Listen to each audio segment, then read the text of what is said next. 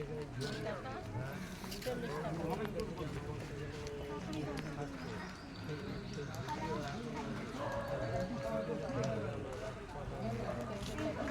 খারাপ হবে না অসুখ হবে না বাবা অসুখটা না হবে কি ভালো